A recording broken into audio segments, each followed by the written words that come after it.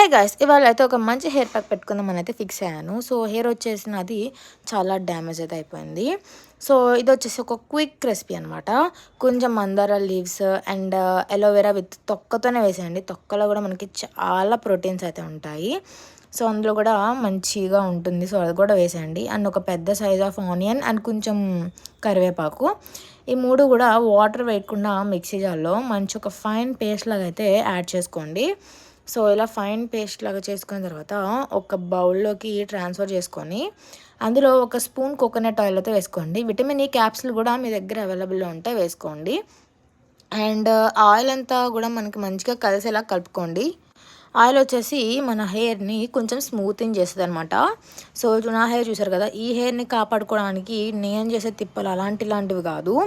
And నేను ఎన్ని చేసినా సరే ఇదైతే రిజల్ట్ అయితే వస్తుంది, కానీ అంటే నాది కర్లీ హెయిర్ కదా, సో అందుకని కొంచెం పెరిగినా సరే నాకు పెరుగుతుందో తగ్గుతుందో ఏం అనిపించదు. So that's it guys. And ఇప్పుడైతే నేను హెయిర్ మాస్క్ అయితే అప్లై చేస్తున్నాను. అండ్ ఈ హెయిర్ మాస్క్ వచ్చేసి నేను లాస్ట్ వారానికి ఒకసారి అలా అప్లై చేసుకోండి.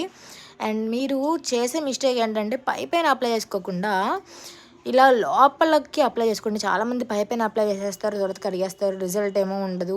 సో మీరు ఇలా అప్లై చేసుకున్నారనుకోండి, పాయ తీసుకొని ఎవరితోనన్నా అప్లై చేయించుకోండి, లేదా మీరన్నా అప్లై చేసుకోవచ్చు.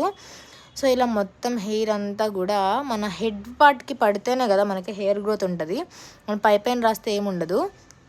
సో అలా రాస్తూ మసాజ్ చేయండి.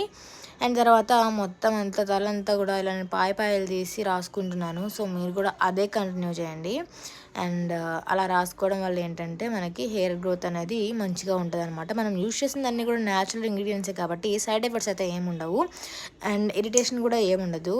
మన హెడ్ అంతా కూడా కూల్గా ఉంటుంది అనమాట.